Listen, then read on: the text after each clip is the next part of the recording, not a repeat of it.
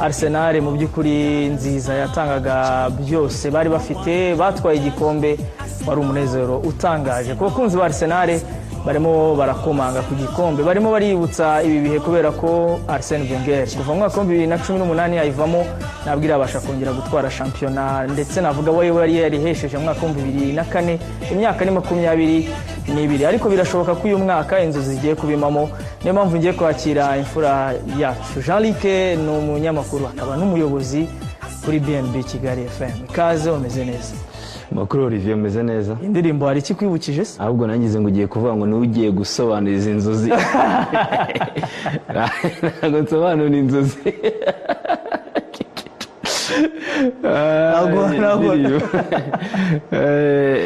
Indirimbo byazo bikunze abakunzi b'umupira w'amaguru barayizi, abakunzi b'ikipe ya Arsenal. Muri iyo myaka wavugaga za 2003 2004 kuzamuka gato, abantu batangiye gukunda Premier League n'ahangaha. Hari ukuntu ino ndirimbo mu biganiro bya sport mu bitangazamakuru bitandukanye, abonye nari nzi ko ariyo anthem ya Arsenal. Iyo umuntu ari umwana ushobora gutekereza yuko wenda ari indirimbo nyirizina y'ikipe ya Arsenal, ariko ntago ari byo. Ubanza hari sinzi niba ni Londres bajya bayicuranga wenda. Kuko bayizize kumva ko uyu muganda ashobora kuba yayo kwiririmba, ariko sinzi niba bayize bo bagira izindi zabo za mbona isa nk'ari anthem yabo muri kino gihe ari No London Forever. Ubona ko bamaze kugira umuco wo kwiririmba umupira ugiye gutangira, cyangwa se mu gihe bagize intsinzi wenda iremereye cyane cyane ku bake bo mu mujyi wa Londres, ugasanga n'ino ndirimbo irongera acuranzwe hariya muri Emirates Stadium. Ni indirimbo rero nziza cyane, imwe mu ndirimbo nziza z'ama equipe navuga ko yamamaye cyane wenda hano mu gihugu cyacu cyane. Yahaga icyubahiro Wenger na The Invincibles wagarukagaho. Nta muntu wari gutekereza, nge nari ndiho, ntago ntari icyo gihe 2004 itwara igikombe. Nta muntu wari gutekereza ko Arsenal izongera kumara imyaka 20 itongeye gutwara igikombe cya shampiyona, cyangwa imyaka imaze, kuko n'ubu by the way nta kiratwara icyo gikombe cya Premier League, n'ubwo wenda ari ifite amahirwe kuruta izindi. Imyaka 22 utwaye igikombe cya shampiyona y'Ubwongereza udatsinzwe, bitarigeze bibaho mu mateka ya Premier League. Ufite abakinnyi guhera kuri abo baririmba ba Lehmann, Pires, Edu, ugeze no kuza kwibera umuyobozi bikamunanira, ba Bergkamp, ba Thierry Henry, ba Patrick Vieira, The Invincibles muri rusange, ba Shirkole, ba Lauren bande. Nta muntu uri kubara yuko Arsenal izamara imyaka 20 yatwaye igikombe, kubera uburyo icyo gihe yari imeze n'uburyo arimo kudomina umupira w'Abongereza. Ariko nyine ni ruhago, ibitambutse turabizi, ariko ibiri imbere ntabwo tuba tuzi ko bizagenda. Yego, bamwe barabona ko bisa nkaho byarangiye, niyo mpamvu tugiye kubiganiraho. Ariko ndaha ikaze Rugajurigani, ikaze, umeze neza? Yego, ndakomeye cyane Olivier. Warwaye, ihangane kukwakira warwaye. Ayandi mahitamo nari mfite. Nanjye nabuze uko mbigenza. Waje kurembutera. Naje kurwara malaria, ariko nabuze nanjye uko mbigenza. Nta yandi mahitamo twari. Ariko umubiri ni ikintu gitangaje. Jean-Luc ejo twari kumwe nimugoroba, ndi muri Ryerye nawe tuvugana ameze neza. Nabyutse ngo njye gusenga, ngira ngo banteye ibisongo. Mubiri wacitse mpita numva rero nahindutse, ariko ndavuga nti reka dukore. Nibyo dutangiranye indirimbo ya Arsenal itwara igikombe. Hari uvuga uti uyu mwaka birashoboka ko twaba tugiye kongera gusubira muri bya bihe, ariko ukurikije imyaka Arsenal yari imaze, hari kiriya ndirimbo ishobora kongera kugaruraho abantu mu ntekerezo inyuma ho gatoya. Ukurikije wenda ntabwo mbigereranya swadi za zombi, iyo Wenger yari afite n'iyo Arteta afite, uburyo ayubatse, uburyo agerageje, inzozi zishobora kuba zaba noneho zigiye kubima mu uyu mwaka. Tunahere no ku mukino wo ku mugoroba, ekipi ya Arsenal yatsinze mu bigoranye Everton. N'umukino ubanza bayitsinze bigoranye igitego kimwe ku busa kuri penalty, nabwo urumva ko Everton yagaragazaga kugorana cyane kuri Arsenal. Ariko mu minota ya nyuma Gyökeres atsinda igitego, habura umunota umwe ngo umukino urangire, ndetse Max nawe navuga Doman, umwe mu basore bato nabonye washimwe cyane n'ababonye Talaye, kuko yahinduye byinshi muri uyu mukino. Twavuga ko urebye ama ekipe yombi, wavuga ko ari ama ekipe wagereranya gute wenda Rigani mu gihe aramuka Arsenal itwaye igikombe? Arsenal y'ubu ni ya Invisibles. Yego. Invisibles ikintu gikomeye yagize ntiyatsinzwe nyine, niyo mpamvu ari Invisibles, irenga niyo sezo yinjira no mu yindi. Yanganyije imikino 11 muri iyo sezo, mu mikino 38 itsinda imikino 27. Ikintu rero cyiza yari ifite cyane kurusha izi zindi nuko style of play cyangwa uburyo yatsindaga neza cyane. Ndabyibuka nari muto, Grand Frère Jarike umwaka wakurikiye nibwo twaje guhurira mu Nyemeramihigo, bari muri cycle supérieur, nje gutangira mu wa mbere.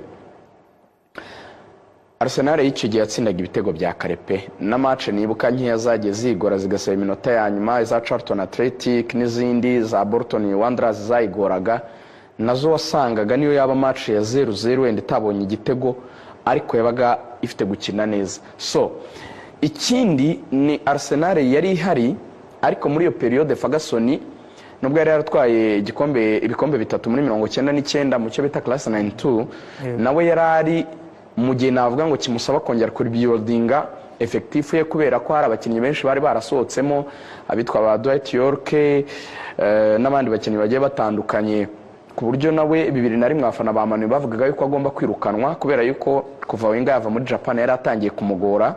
So Wenger rero we yari yarubatse ikipe y'abajene bato biganjemo abafaransa, harimo n'abandi bakuru b'abongereza.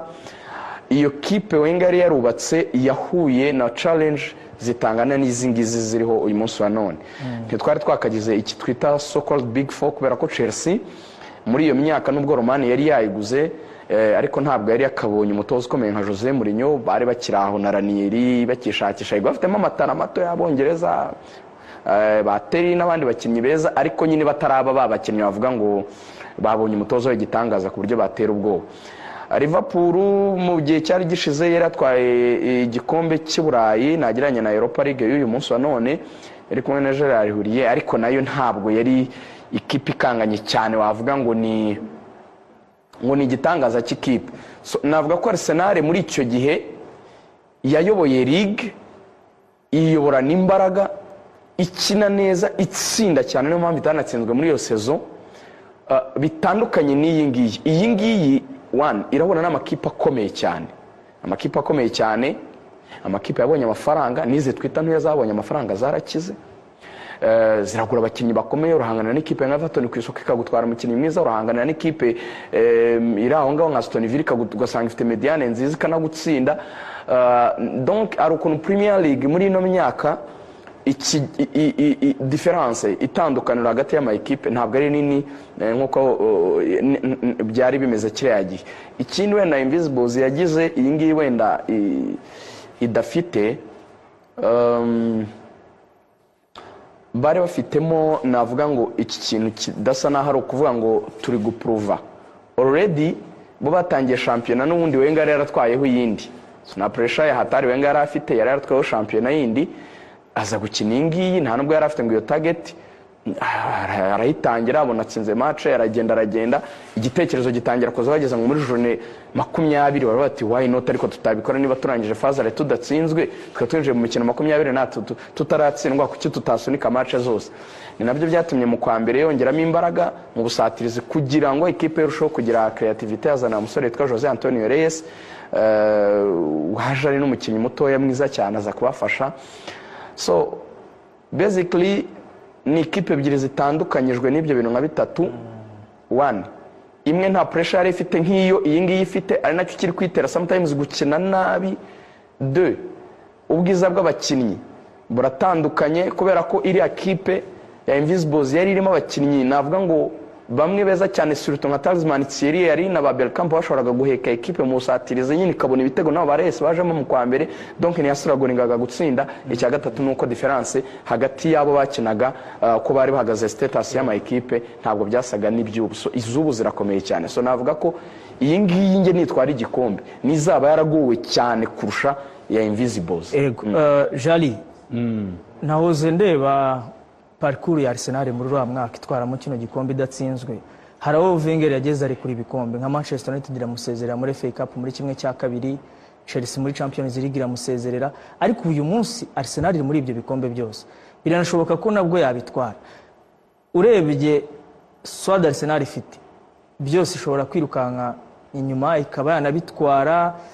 Nubona ko wenda muri Champions League bakinnye batekereza match ya Everton cyane, wenda ukurikije uko umukino ubanza wa Bayer Leverkusen wagenze 1-1 bakishyura ku munota nyuma wenda kuri penalty, ubwo ari babizi ko bazasoza akazi mu rugo.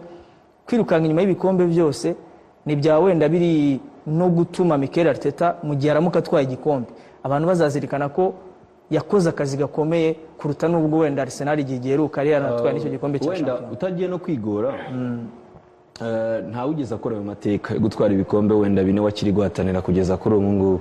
Twabonye abatoza n'amayikipe bahatana bakagera mu kwezi kwa kane bakiri mu bikombe byose uko ari bine, ariko bikarangira babigaritsweho, bimwe nka Jurgen Klopp uheruka gutuza mu ikipe ya Liverpool. Arsenal yakiriyagiye n'iyo ubu ngubu biratandukanye cyane, kubera wenda zimwe mu mpamvu nyinshi ajyana agarukaho rigani bimwe nanabisubiramo. Ibiragano biratandukanye, ntabwo ari bimwe, amayikipe abakinnyi n'ibindi ugiye kureba harimo difference. Nabo baragowe, ntabwo borohewe, kuko The Invincibles nunganiye gato rigani yatsinze imikino 26 inganya imikino 12. Bajya banagarukaho bakanavuga bati nta nubwo yari equipe exceptionnelle, wenda twavuga ngo paraporo z'ino equipe twabonye mu gihugu cy'Ubwongereza, twabonye za Man City zitwara igikombe zifite amanota 100, twabonye amakipe akubana badiye amanota 98. Ndumva The Invincibles ishobora kwagiza amanota 91 cyangwa 90. So urumva rero yuko ntago wenda nabo wavuga ngo yari super team cyane kuruta, gusa yakoze ikintu kidasanzwe kugenda sezo yose udatsinzwe. Ferguson yaravuze ati nanjye sinabishobora. Ni umwe mu bagabo bakomeye baranze no champion mu gihugu cy'Ubwongereza, abantreneri baremereye bose baciye ahangaha nta wigeze abikora. Even ino season nta uzatwara igikombe adatsinzwe. Ntago ari ikintu kiba cyoroshye icyo bari abakoze. Gusa wenda nsubiyemo inyuma gato, akandi gato nakongeraho, Wenger kiragiye yishyize kuri pressure ko navuga itari nibyo yasigaye mu mateka nka The Invincibles, ariko itari iremereye cyane cyangwa itari ngombwa, niba ariko navuga. Arekura cyangwa atakaza igikombe cy'Iburayi. Yatsinzwe n'ikipe ya Chelsea yari kwiyubaka muri Ligue des Champions, yari sezo yabo ya mbere, asezerwa na Chelsea sa nk'utunguwe igitego cyo hanze. Chelsea mukuramo muri kimwe cya kane kirangiza. Ntabwo yari equipe nziza icyo gihe The Blues, abafana bayo wenda baretse ko icyo gihe n'abafana benshi Chelsea yagiraga, kuko nibwo yari itangiye kuza. Oya, ubwo mu Rwanda bamaze kuba benshi, abaguzi ba Chelsea bamaze kuba benshi, ariko icyo gihe rigani bwo bari bakiri bake cyane, ari bwitangiye kuza, kuko sezi ikurikiyeho nibwo Jose Mourinho yanaje. Ndibuka yatsinzwe nayo muri kimwe cya kabiri na Monaco, isezererwa irushwa cyane n'ikipe ya AS Monaco ya ba Patrice Evra na ba Ludovic Giroud. Negeze finali iba expose n'ikipe ya FC Porto ya Jose Mourinho na ba Benedict Makati, urabona no mu Rwanda ngira ngo vuba muri Kenya utoza Kenya kigera umwataka w'ikipe ya FC Porto. Mourinho bamuzanye kuko umukire yaravuze ngo uzatwara igikombe cy'Iburayi hagati ya Mourinho na Didier Deschamps, niwe nzazana gutoza ikipe ya Chelsea. Abantu banifuzaga Deschamps kuko yari yarakiniye Chelsea, ariko azana ngo muri make icyo nashaka kugarukaho ari ukuntu iki kintu cyo kuvuga ngo gutwara igikombe tudatsinzwe Wenger yishyizeho cyatumye bimwe mu bikombe, kuko icyo gihe Iburayi izindi kipe zari zoroshye. Urumva demi finale ya Monaco na Porto zawiye kuri finale zari zisinziriye, amakipe nka Real zari zimeze nabi, Barcelona yari muri transition, nibwo ngira ngo barimo baza ba Ronaldinho, ikipe ya Real Madrid byaruko. Manchester United ntabwo ari nziza mu gihugu cy'Ubwongereza kuko iki gihe yaramaze n'imyaka 3 twaye Premier League. Ekipe ya Liverpool yari irimo nayo isa nkaho iri kwiyubaka ho gakeya. Wajya kureba ni ikintu bishyizeho pressure kiza kubakoraho, wenda bitarukanye n'ibyinguye. Wowe nanavuga ngo kuvuga ngo reka ntware cyangwa amatane kuri izo mpembe enye zose ndebe ko nshobora kuba natwara ibyo bikombe, abigezeho cyaba ari ikintu gikomeye, kuko ibikombe byose yaba bitwaye. Gusa ntago byoroshye, ntago navuga ko muri Ligue des Champions gushaka gutsinda Everton byatumye Arsenal itakaza amanota. Iyo umukino warangiye ngiye ma credit umuntu Leverkusen ku mugoroba Bayern Munich yabakijijwe n'igitego n'umusifuzi. rwose igitego bagitsinze cyari igitego sinzi impamvu umusifuzi yacyanze. Bayern Munich ubwo bivuga ngo yari itsinzwe na Bayer Leverkusen. Leverkusen irakomeye, hari uburyo Xabi Alonso yari yagerageje kuyubaka, bamwe baracyari nka ba Grimaldi n'abandi bakinnyi bayo, iracyari ekipe nziza. Sinavuga gusa ngo nugutekereza wenda uyu mukino w'ikipe ya Everton. Na Everton irakomeye nabo, nibyo tuvuga ngo bidasanzwe bakoze. Arsenal imikino 12 yanganyijemo, hari imikino amakipe amwe Arsenal yishyuraga ubona ku bwa buremba akaguzi kagiye gucika. Iyi shampiyona y'Abongereza babonye ubushobozi, bayubaka mu buryo bwiza, iba shampiyona iri competitif. Premier League kuva muri 92 yagiye izamuka buhoro buhoro, igenda isiba izindi shampiyona, izisiba. Ubu biroroshye cyangwa wahangayikishwa no kureba umukino w'ikipe ya Chelsea ikina n'ikipe ya Brighton kuruta uko wareba wenda Athletic Bilbao cyangwa Barcelona, kuko urabona ko haba harimo competition, harimo ibintu byinshi byo guhatanira. Mikel Arteta akoze ekipe, akoze groupe nzima, ariko nanavuga ko narigane wenda nawe mukanya yatwunganira, kuva Wenger yagenda nibwo twongeye kubona Arsenal bayibakinga, cyangwa se no kuva muri iyo myaka, kuko Arsenal burya no mu bintu byanatumye imari icyo gihe idatwara ibikombe. Arsenal yaje kwisanga kwimukira Emirates muri 2006, ibaye oblige yo gurwana no kwishyura ideni ryo kubaka iriya stade ya Emirates, yewe binayiviramo kugurishwa, ijya mu biganza by'abanyamerika, ari mu makipe yagiye nayo kare igurishijwe, nubwo itagurishijwe wenda mu buryo nk'ubwo Chelsea yari iguzwemo, nayo iri mu makipe yagurishijwe kare, binatuma itakaza bamwe mu bari abayobozi bayo nka David Dean, umugabo w'umuhanga cyane mu gihugu cy'Ubwongereza, niwe pionnier wa Premier League, niwe wazanye igitekerezo cyo kugira Premier League. David Dean yari vice chairman w'ikipe Arsenal, ari nawe wari warazanye Arsene Wenger, iramutakaza nawe aragenda.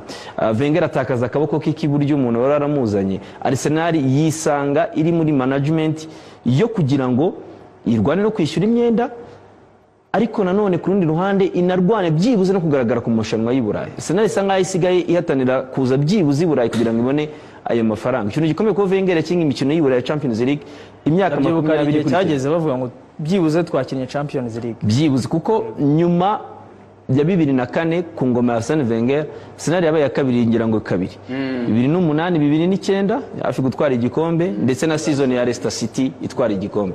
Nta nahandi yigeze yegera byibuze n'igikombe cya shampiyona y'Abongereza. No mu myaka ya nyuma ubwo byari byanatangiye kuba bibi, kuko yari itangiye kubura na qualification ya Champions League. Arsenal nageraho mu myaka 5 ishize 2021 yanabuze noneho qualification niyo kujya muri Europa, nabwira yibura. So ari uburyo no guturuka icyo gihe abanyamerika bageze aho batangira kuinvestisa ya myenda basanga bari mu kuyisohokamo mu buryo bumwe, ariko hanaza pressure y'abafana b'ikipe Arsenal.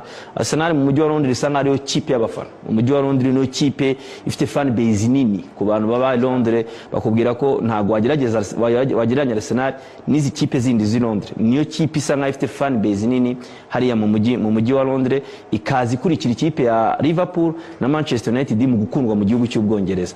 So pressure irazamuka, bati ntago dukomeza kubaho turi ekipe no, ekipe irwanira imyanya, ekipe iri muri ibi, batangira kuba ekipe igura abakinnyi igatanga amafaranga menshi ku isoko. Harya bavuga ngo Arsene Wenger ngo afite imiri mu mufuka, yararenganaga ku ruhande rumwe, ariko no ku rundi ruhande ari ikindi cya kabiri, hari igihe ugira n'amahirwe zo kuva Highbury bajya Emirates, yari transition igoye, ariko ari igihe ugira n'amahirwe ukabona n'umukinnyi mwiza. Arsene Wenger impamvu tudatwariye ngo afite imiri oya, ibyo nibyo abafana bivugiraga, ariko ikintu kindi cyabicaga kugurisha. Niba ufite umukinnyi mwiza ukamugurisha rimwe na rimwe ukanamugurisha ikipe muhanganye, iki gihe bumva bawiciye amababa. So kuri inshuro ibyo byose byarahindutse. Arsenal sikiri ikipe igurisha, basigaye banemera, bakaba banasoza batanze amafaranga menshi par rapport yayo binjije.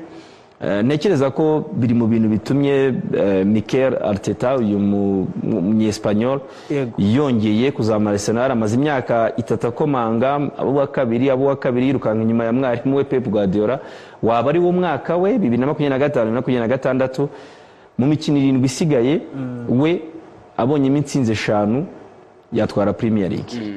Afite umukino wa Man City muri iyo mikino isigaye Liga. Urebye wenda mu mikino iheruka ari aho yagiye itsikiranywa kuri Wolves, abantu bagatangira gushidikanya. Ku mugoroba wari umukino ntavuga usa nkaho watanze ishusho ko none Arsenal uyu mwaka igikombe kigomba kuba icyayo iramutse itirangaye, kuko na Man City ubwayo ntabwo yigeze itsinda. Bivuze ngo nubwo Arsenal irimo wenda igorwa no kuba yakongera kugaruka kuri cya gikombe ikagifata, ariko n'umuntu uri inyuma kuko ni Man City wenyine, abandi basa nkaho basigaye, birasa nkaho nayo nambaraga ifite zo kuba yayifata. Yego Man City iyi sezo yagize ibibazo byinshi. Ikibazo cya mbere kiraturuka mu kuba ari phase ya transition, ndetse yanatangiye na sezo ishize mwaka babayemo nta gikombe batwaye.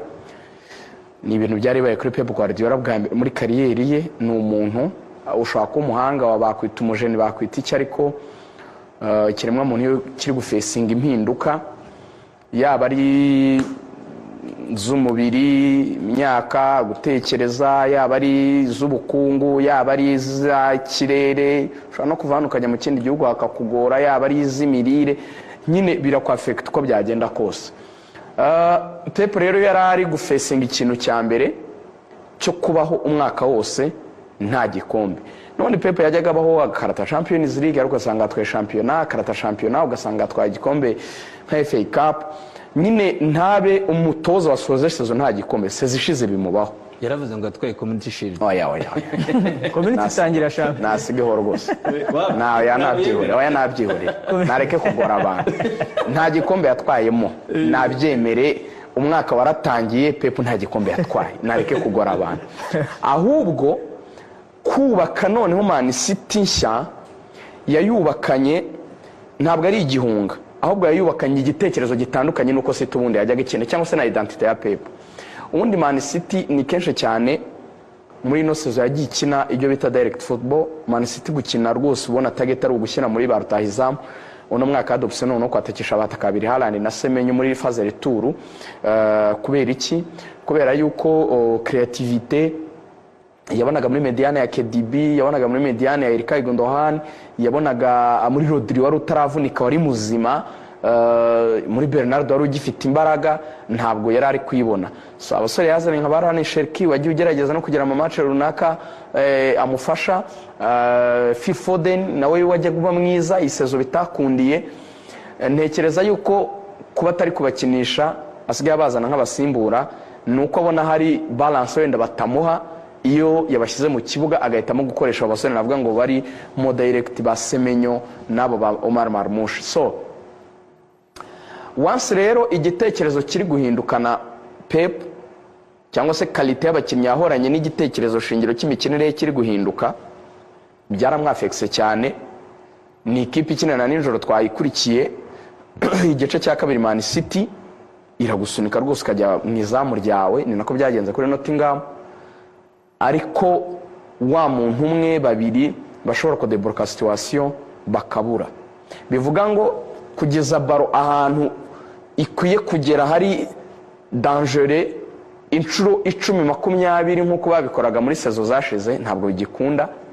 Bivuga ngo ifite ukuntu ibintu byabo bisa na hari stereotype bisomeka, bizwi, ubona ari ibintu bimwe ushobora gusoma nyine ukaba umupira niba uri mediane kwa Rodri utanze kwa Doku agiye gucenga, barayishyire muri espace vide imbere, yirukagana muri corner, arahindura cross, niba ndi gardien ngomba gusimbuka ngafata baro mbere kwa Haaland akupa trajectoire n'umutwe.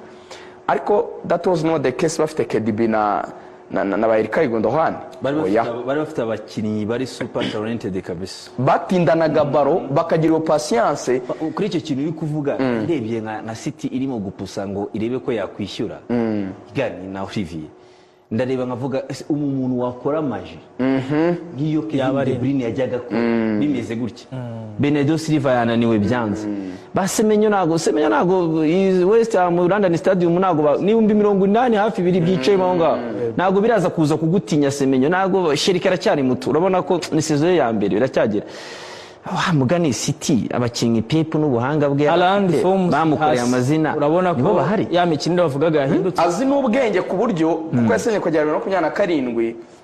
Ejo muri press conference yaravuze ngo ikipe yacu ngo iri kugenda imenyerana, ngo sezitatu zaba turi beza, ngiza bari ikipe nziza cyane kuruta ni umuntu bibona ko yanabivuze nuko ahise bihindura. Yaravuze muri press conference ya mbere y'iyi match ngo nidutakaza amanota kwa West Ham Torres arabirangiye, ariko inyuma match rangiye yatakaje mu bajara bangoya ngo ntibirarangira, ngo tuzakomeza gufightinga. ariko icyo yavugaga ni iki, ni umuntu wasaga n'ubibona yuko niyo yatsindiye West Ham reka azakina na Chelsea nyuma ya international break, afitemo na Arsenal mbere yo guhura na Arsenal azakina na Chelsea, kandi Chelsea irashaka Big Four, kandi kwa Chelsea afite na za Aston Villa, kandi Arsenal arabibona ko match isigaje. Arsenal match nyinshi ziri London mu rugo, kandi nta nubwo zikanganye cyane. Yasaga n'ubibona yuko probably amahirwe yo gutwara shampiyona wenda si menshi, ariko aravuga ati reka nanjye ntegura abantu umwaka utaha. Rero icyamugoye ku kibazo warubajije, wewe ubwe ntabwo yigoye nawe kubona zira karto zituma atagaragara kuri bande touche. Oya, biriya byo ni none se kataribona atsinda igitego n'ubundi yanahamagaye kuri telefone yababwiye okay kuba hari wenda kanima hari akantu bimara iryo jwi kuba ari we waryivugira umukiriya akamubwira ati wenda mari mushitangira nenda bifite icyo bivuze, ariko not really, ntabwo ari cyo kibazo ko hari n'izo yatakaje nyinshi ari kuri bande touche including n'iya Nottingham. Hari ibintu biba kubera ko twamenyereye nyine ko umuntu ari umujeni tukumva nyine ibintu ari bubihindure tu, ariko abantu bakora ibintu ni abakinnyi, niyo bagiteri principal. Once rero udafite ba bandi beza bibitangaza nk'abo wahoranye, birashoboka yuko utagera nyine ku bintu wageragaho. Pepe igeze no kubivuga rimwe, cyageza hariyo zajyaga zimukuramo muri Man City muri Champions League, bamukritika ngo ikipe ngo agira team selection imbi muri Champions League, aravuga ariko iyo muvuga ko natwaraga igikombe mfite Messi na Iniesta na Xavi ngo ntatwara Champions League ntabafite, ubundi bwo se mwe muzi ko igikombe gitwarwa n'abandi. Aravuga ati ntabakinnyi n'ubundi bakomeye, kandi n'ubundi simba ndijari avuga ati umukinnyi nyine niwe nyine udebloka situation, niwe uhindura ibyo bintu, niwe ubikora.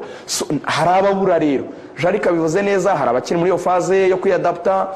Pep Guardiola aracyagenda mu by'ukuri, nawe afitemo na groupe y'abakinnyi benshi bato batari bake, kandi ugiye kureba nko ku mashusho ukareba ba Rienders, ukareba ba Odli, ukareba ni bashyashya, Shiriki ni mushyashya, Semenyo ni mushyashya, Mani mushyashya, Aitinu ni mushyashya, Gay ni mushyashya nga reka tubabare. Donnarumma ni no season ni mushya, Aitinu ni mushya, Nikoreri nibwo azamutse ni mushya, Gay ni mushya, Kusanov nayo babanjemo ni mushya.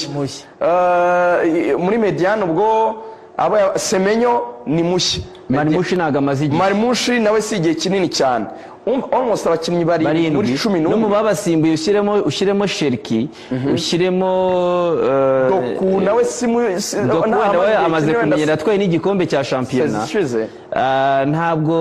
Ntabwo byoroshye kuri noki na Rienders nawe ni mushya. Hari faze ya transition, kandi mu gihe ubona ko kuri Arsenal continuity buriya nibyo ni umujeni Pep, ni umutoza mwiza cyane kabisa, umuntu yamwubaha, ariko we ari muri faze ya transition kandi en pleine competition mu marushanwa nyirizina birimo birahindura, arimo arasabwa guhindura. Ariko mu rundi ruhande hari umuntu usanga yamaze kugira stabilité, urabyumva, we noneho uri mu gukomerezaho. Bamwe babifashe nko kwizera iyo process, ariko uyu munsi ukwizera Olivier, uyu munsi Pepe ari kubigenza n'ubuhe? Oya, ndavuga wenda Kevin De Bruyne yashaje, utegetswe kumuhinda. Ndavuga kuri Arsenal, Mikel Arteta ababwira ati reka dukore iyi projet mwizere ko mu myaka 5 twatwara igikombe.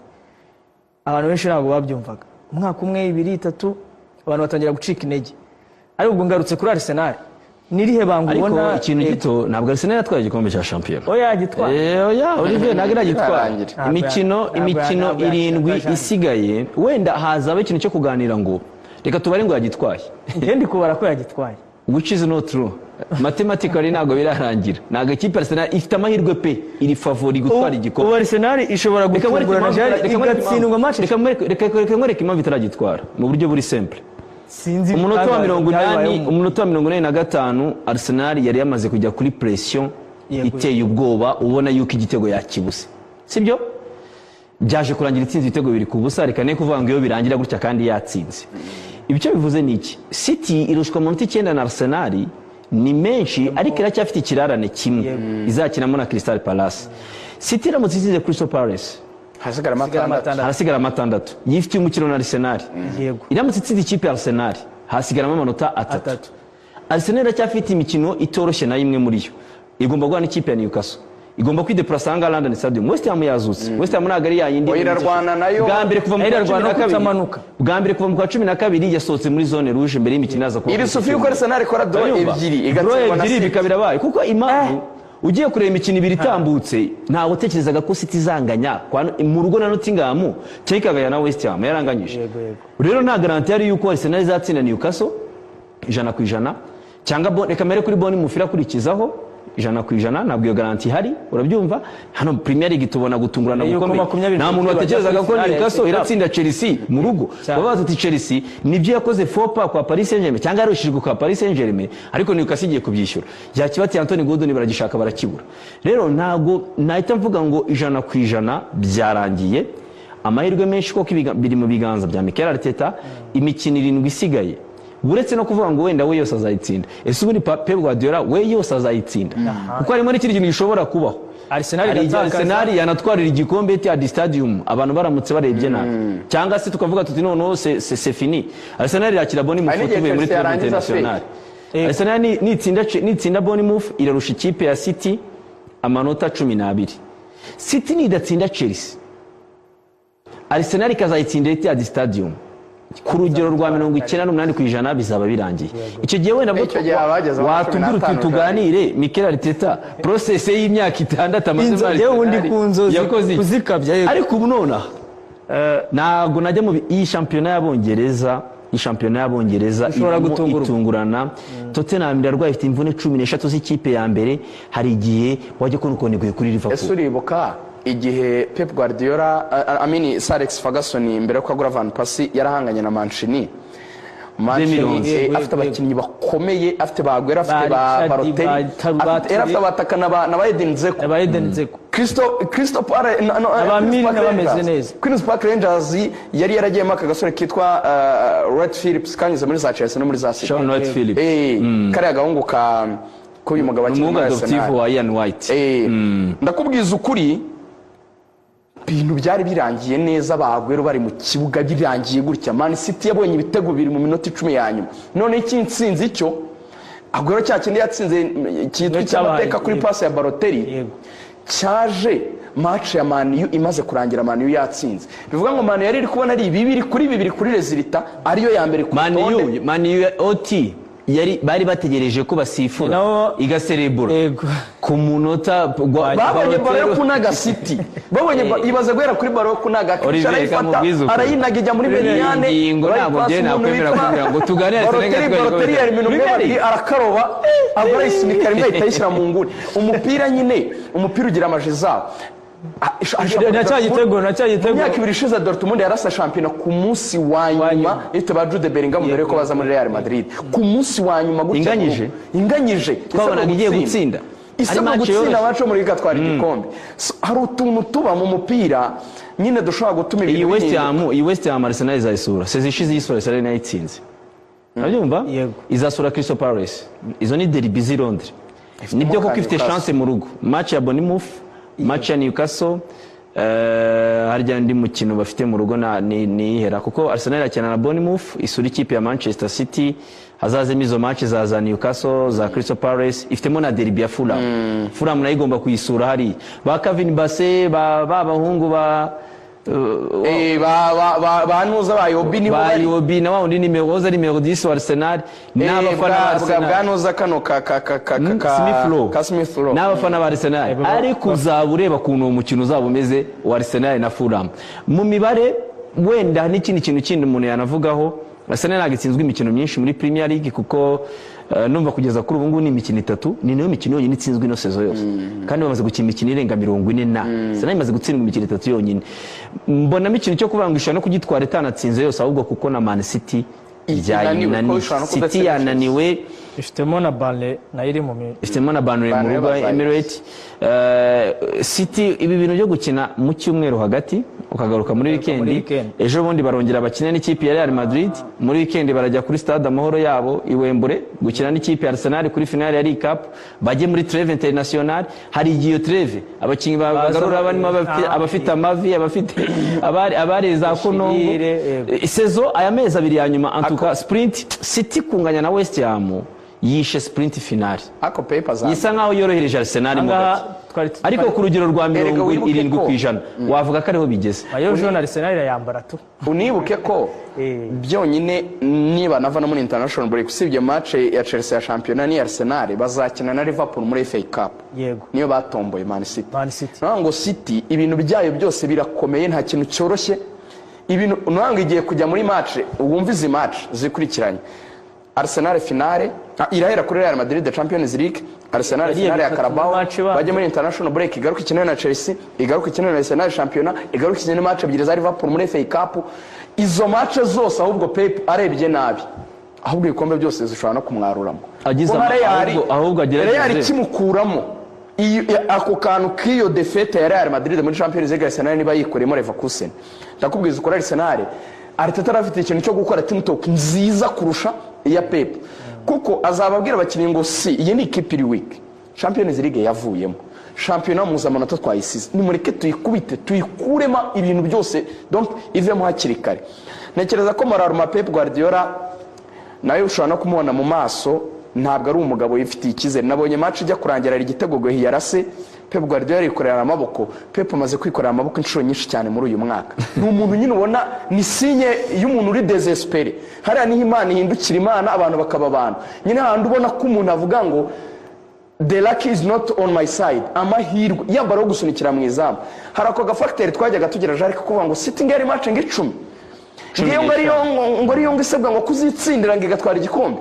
Hari n'igihe byageze ejo bundi harimo abiri tukazajya tubara ngo City iratsinda zose, harimo ni Arsenal iyiceho rimwe kuko yabikoze Liverpool match 14, yabikoze Liverpool match 11, twumvaga ari scenario iri bwisubiremo, but ntibyabaye. So nkavuga yuko Arsenal nta kindi kibazo yizanyeho, wenda ahubwo wenda ikintu gato umuntu yavuga ngo kuko reka twemeranye wenda na Olivier kamahirwe menshi ari kuri Mikel Arteta yo gutwara igikombe, ushaka kuvuga ngo akoze iki kimufashije kuba Arsenal none ahanga wenda iri no kuri zo coupe zose enye ishobora kuba yazitwara, yaba championnat, FA Cup, League Cup iri kuri finale. Championnat n'aba mbere, FA Cup bari muri kimwe cya kane, bari na favori imbere y'ikipe ya Southampton. League Cup barakina umukino wa nyuma n'ikipe ya Manchester City.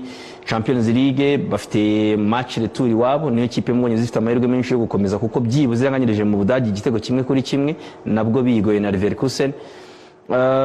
Mikel Arteta umuntu yazamuha credit kuko mbere na mbere habayemo kwihangana kuri we.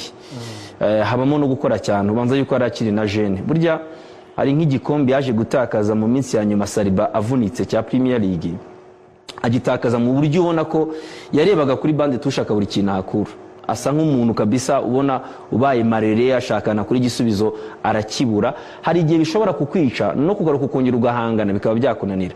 Kwirukangana na Man City kabiri kajya gutwara igikombe muri sprint finale, mu gihe Man City isa nkaho icitse intege, Liverpool ikaba yakuzukanye ikagutwara igikombe, ariko still ntucike intege ukongera ukagaruka nanone ku nshuro ya kane ukaba none ubu ngubu ari wo utwaye, ntabwo uri muri bya bindi bya munsindire ufite destin mu biganza byawe. Hari icyo yakoze birimo mbere na mbere yabigarutseho Regan, kugura abakinnyi benshi kandi bakiri batoya, kuko yariyumvishijemo cyangwa yibwishije ukuri aravuga ati gutwara igikombe cy'Abongereza ntabwo wabikora muri sezimwe.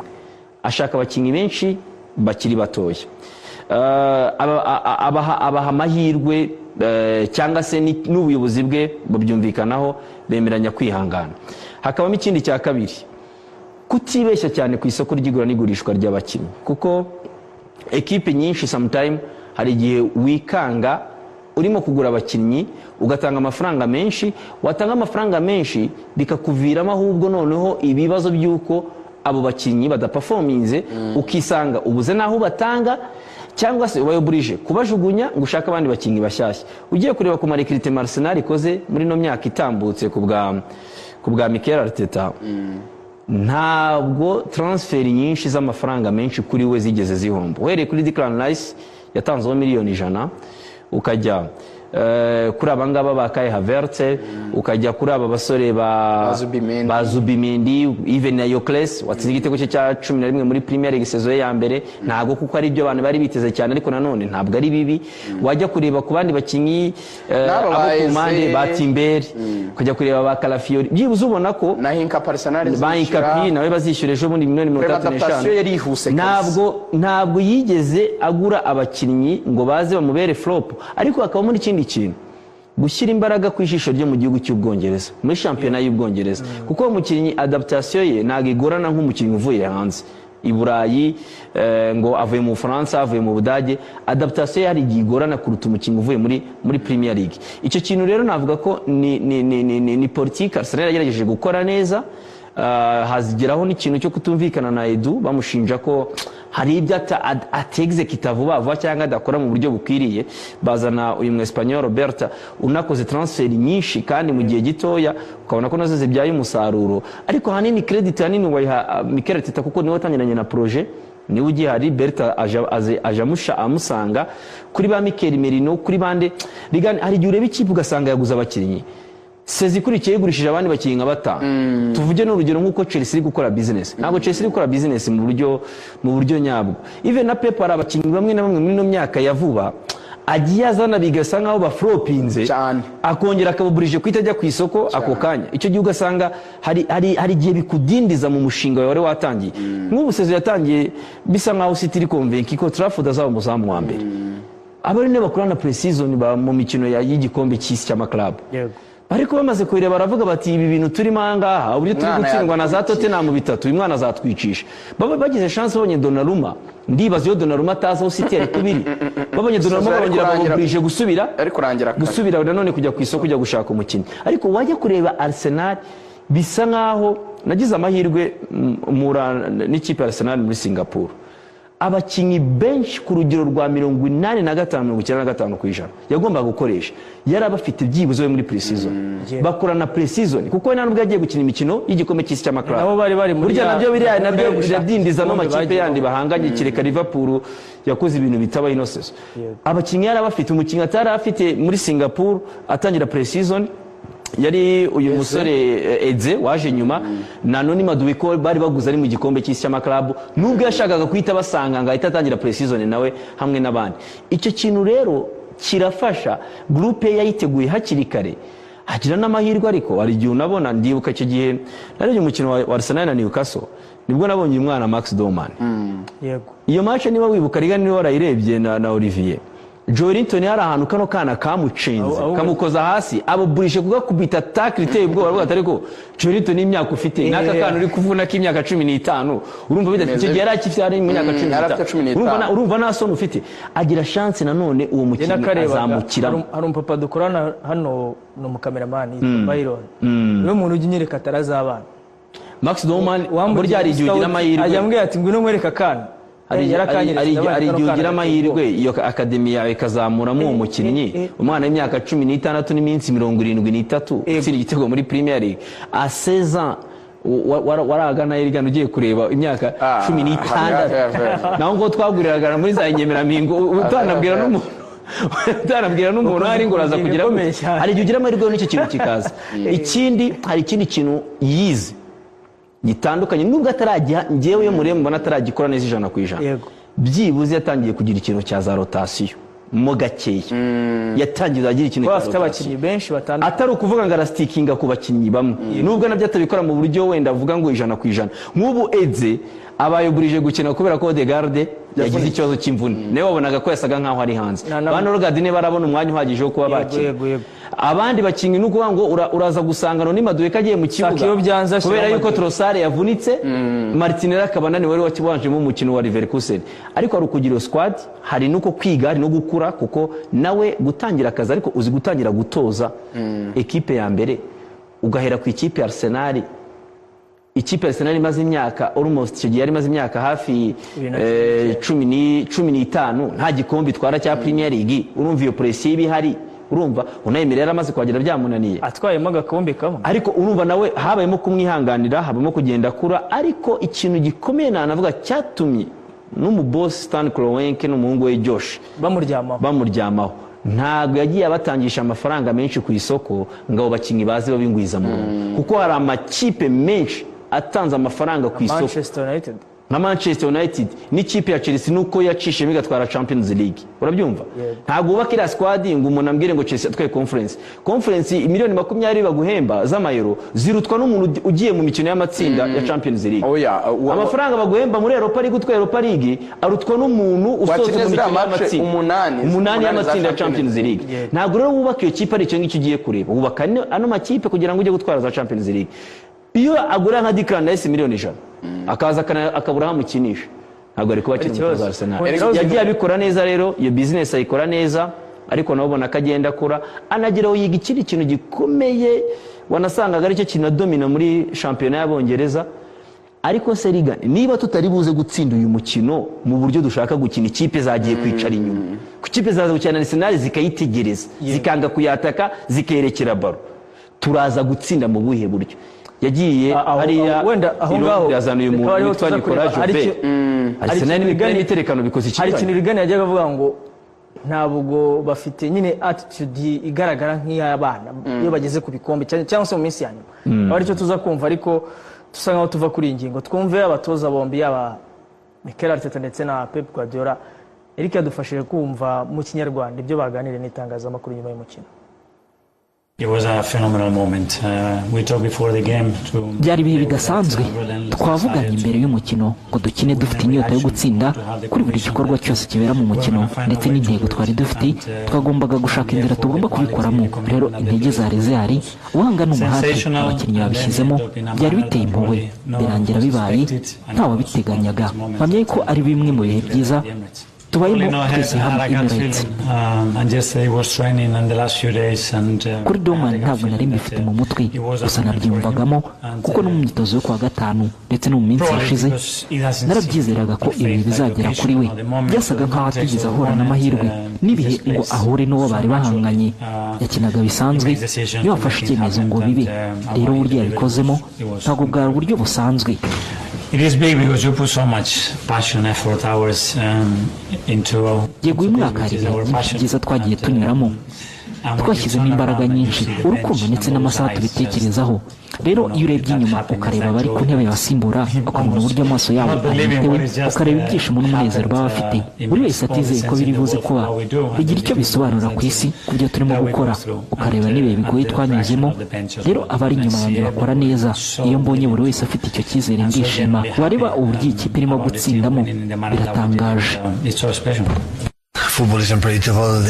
Umupira w'amaguru ntawe ujya ugena uburyo ugenda babonye uburyo bumwe batsinda igitego kandi bimaze iminsi biba icyiza ni ukugira ikipe yakwitegura byose niba watsinze kimwe wowe ugatsinda 3 cyangwa 4 turimo gutakaza imikino nk'ubushobozi niba mubyibuka kuri Sunderland twarabikoze mu ntangiriro z'ukwa mbere icyo gihe twakinnye neza igice cya kabiri twarimye uburyo bwinshi cyane kuri Chelsea na Brighton n'uyu munsi niko byagenze ntabwo ndi kuvuga kuri Arsenal kuko ikwiriye gutsinda tubonye inota tutari dukwiriye kubona kuri West Ham bo bari bazi icyo bashaka kuruta twe ariko hari indi mikino myiza twagiye dukina gusa ibi birimo kuba ntabwo ari uko dufite abakinnyi benshi bashya bashobora guhozaho mu minota 90 rimwe na rimwe bibaho niyo mpamvu tubyuka tukongera tukagwa gusa nko ku mukino wa Nottingham Savinio yari kuba yugariye kuko nta shoti ry'umunyezamu ryari kubaho byagiye bibaho kenshi gusa ibyari nuko tudatsinda ibitego bihagije ndabyemera ko duhanganye yadutsinda igitego ariko twebwe tugomba gutsinda byinshi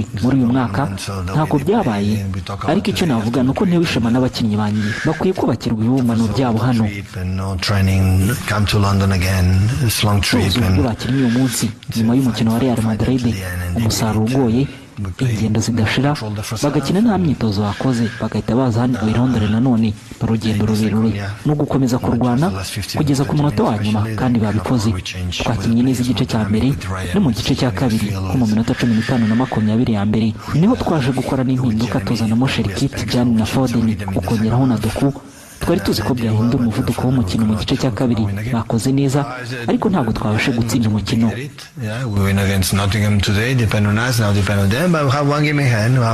Ubu biragoye twatsinda kuri Nottingham bizaterwa natwe ndetse nabo twifitiye umukino mu biganza byacu dufite Arsenal mu rugo ntabwo mvuze ngo bizaba byoroshye kubatsinda nk'uko bihora, nta kibazo mfite, nta n'ikibazo nzaba mfite kuwa kabiri. Tuzaba turi kumwe n'abantu bacu, niko kuri tuzaba tubategekesha igitugu. Ntabwo tuzakina tuvuga ngo ntabwo bishoboka, niba bidashoboka nzabona nyuma y'umukino, ntabwo mbizi. Gusa harimo isaha imwe n'igice nagombaga guhamagara Mikel Arteta nkamushimira, bizaba kandi natwe tuzaba duhari. Nibyo rwose, turimo gutekereza byinshi byo gukora, ariko dufite abakinnyi bashya barimo kubaho bwa mbere mu bintu nk'ibi ngibi.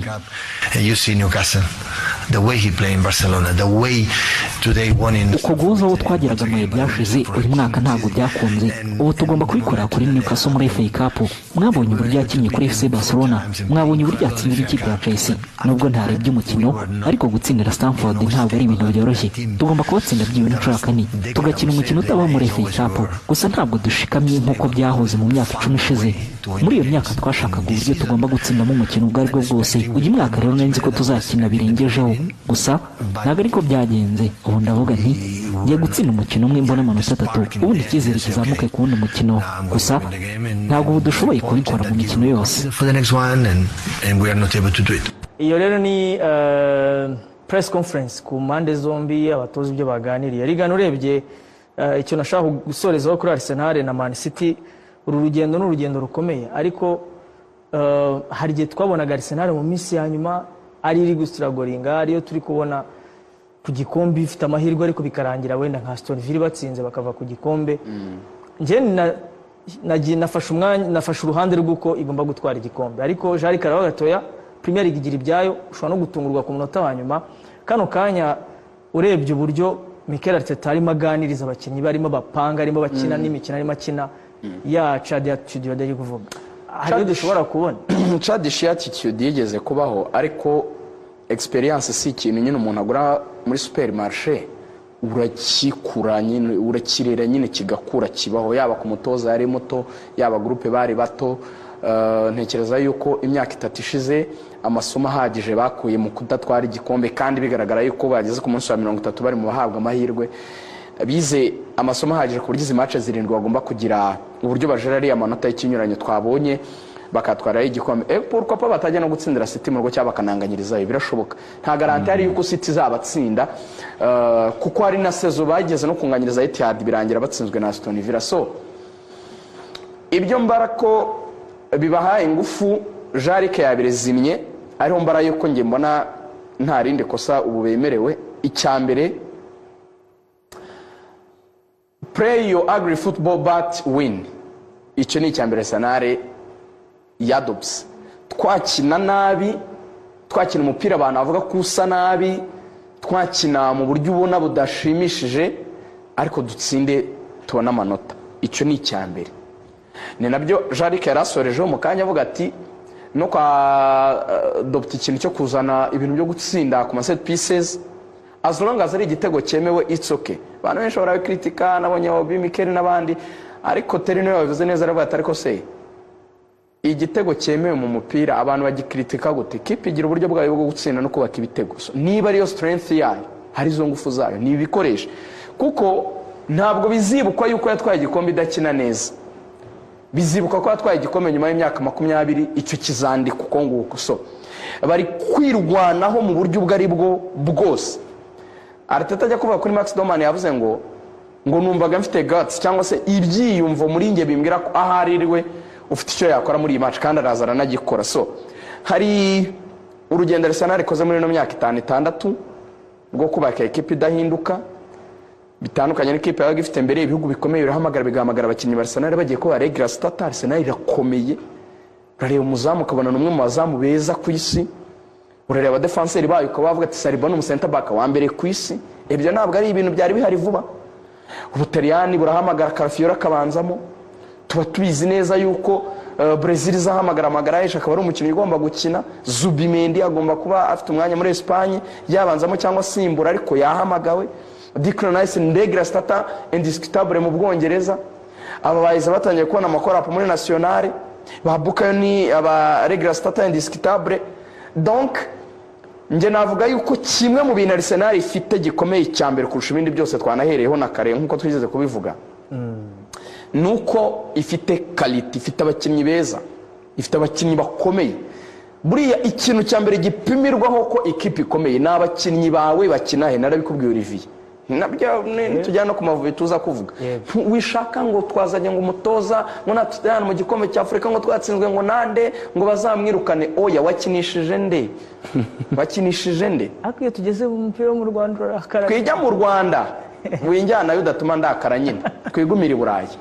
Niba rero udafite abakinnyi ubwo ufite ikibazo. Arsenal rero ifite abakinnyi, icyo nicyo cya mbere kirimo icyizere. Cya kabiri, ese ayo makosa bakoraga barakuze. Arsenal ifite squad ihenze ku isi cyane, nubwo ngo ntago ari maji gusa. Arsenal ifite squad ihenze ku isi, harimo amafaranga yashowe. Ugiye kureba guturuka iyi squad imaze kurenga billion, yarenze billion. Imaze kurenga miliyari. Arsenal ifite ikipe nziza kuva mu izamu kugera imbere. Effectif ikipe gusa, ikipe buriya yitwa 10 effectif.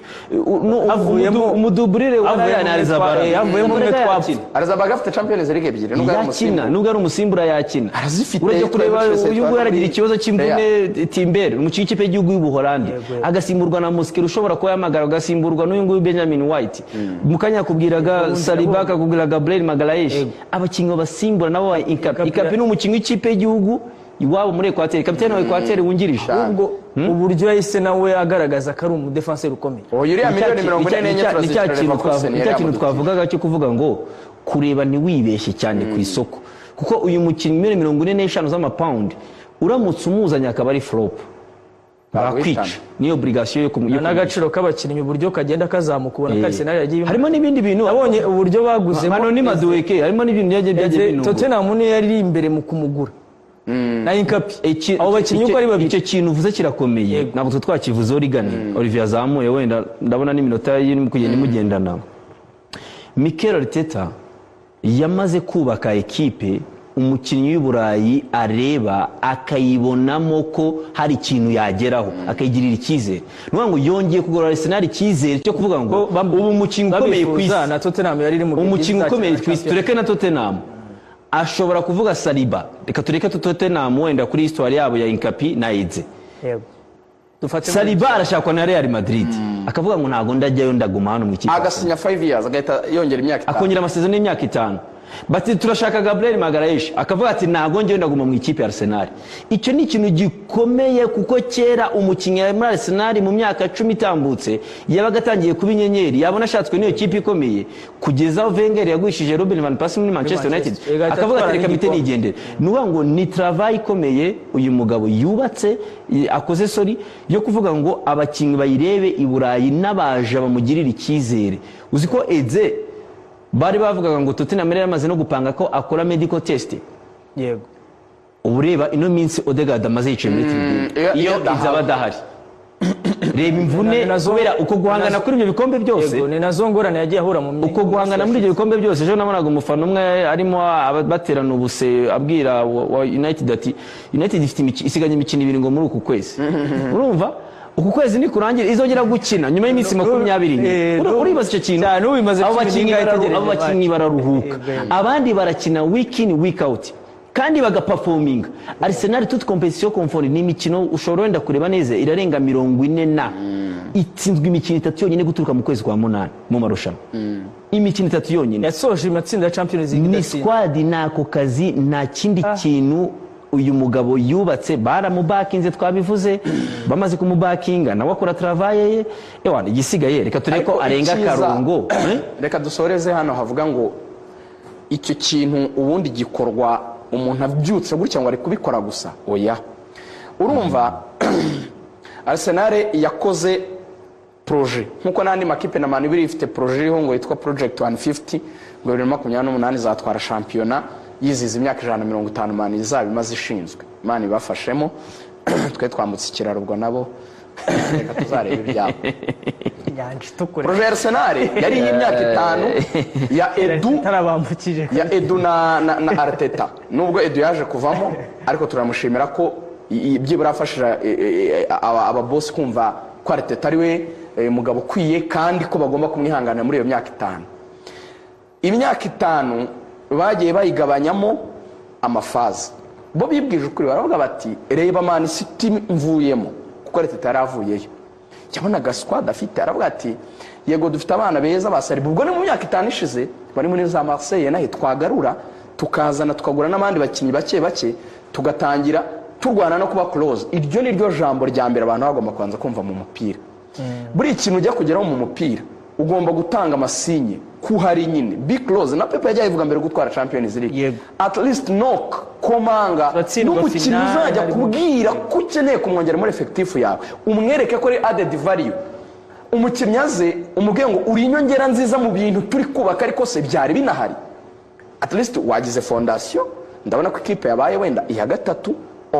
Umukinnyi buriya arakantu umuntu navuze ngo ndagukurikirana zino documentaire z'ibi bintu by'intambara ndabikunda cyane. Bwa abantu bose mba nabumbisa avuga kuri ibintu by'intambara ibyaza Ukraine na za Iran na za Israel byose n'ibiki na za Russia.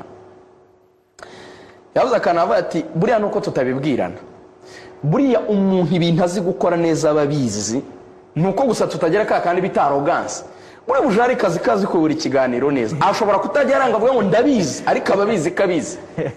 Buriya umukinnyi mwiza ababizi kari mwiza abayire bakavuga ngo unyongeye muri Arsenal kwa kompeta uwo mukinnyi ababizi uzi ko nawe areba ukuntu ipanze na Victor akaba atariko ibitego natsindaga muri Sporting none umpaye gupaswa na Bukayo ukama kapiteni Odegaard ukamereza uruhande rwo Martinelli ukamereza Declan na Kanaka. Iyi kipe niyo mpamvu yapusaga akavuga ati mundeke ngende ku gatuza ababibona ko niwe nyine muri yo pazi uri kuburamo.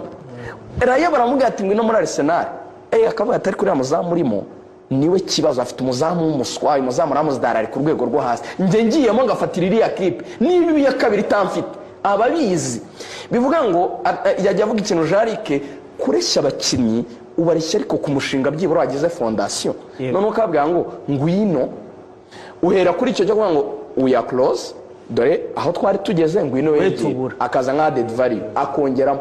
Ariko hari abakinnyi baje muri Arsenal baje none nk'amavareri siri baje kurangiza icyo bita ikibazo bya bindi tangu ni ice on the cake babizi ko ikipe yubatse ara a bit of luck akantu k'amahirwe gusa kagiye kabura ko mu myaka 2 ishize Arsenal yari ikomeye byo gutwara igikombe ikagera ku kantu ko kunyerera ka manque d'experience amahirwe make gukora dokosa mu mikino yanyu minute 5 ku buryo nka Victor yavugaga ngo nje ngashyiramo ibitego 10 ku buryo umukinnyi nka Inkapi yavugaga ngo ivune ya Salibira mutsibayo ngahagarana Magraes ku buryo umukinnyi nka Mosquera yavugaga ngo aba grand frère mwavunitse ngakina iyi kipe yatwara igikombe. So niyo mpamvu bari barabaze ino sezo bayita ngo ni harvesting season bahise sezo yo gusarura kuki basarura abamaze igihe babiba.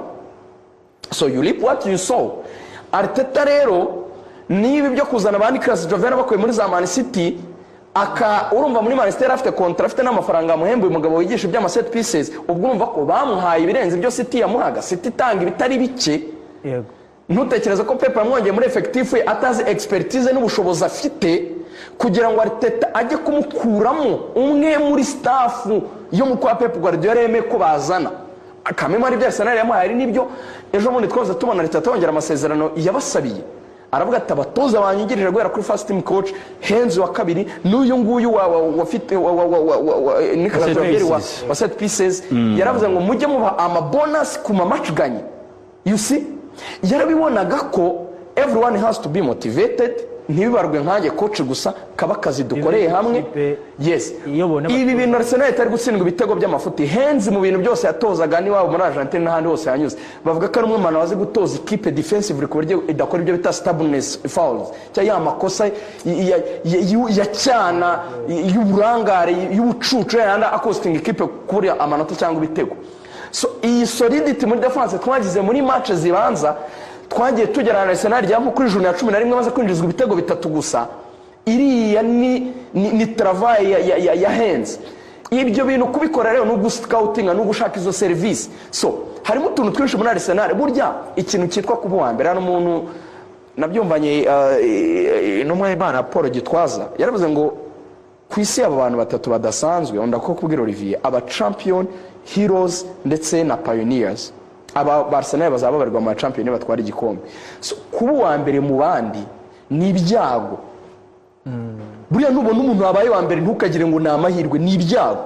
ni ibyago kuko abantu bose baba ari we bareba bahiga ariko fata igihe Arsenal yafatiye umwanya wa mbere uriko urwana nuko umuntu uri inyuma uri kubona fata igihe Arsenal yidekara ikavuga ngo mbaye wa mbere ino seziri gutangira Arsenal yabaye ya mbere irabiyobora irabirinda abantu bose ikipe yose ikaze ngo ndagukura Arsenal ikarwana ni kugukina agri football nta kindi niyo pressure iri mentale icyo kintu cyo kuba abantu bose barahiteze nitsindwe yikanganya niyirava urabona Arsenal igakina na za Chelsea ikazitsinda ivuye muri rani tuzarere igana ubu wa mbere mu cya leta no babaga bagutegereje niwo ku gikombe hari sacrifice ivuye muri experience Arteta agize muri no myaka atatwemo igikombe hari sacrifice ivuye muri investment iri huge muri effectif ya Arsenal twabonye Jarike yagiye agarukaho hari sacrifice ikomeye cyane muri staff ikorana na Arteta hari uko kwihangana iyo myaka yose ntipfe kugurisha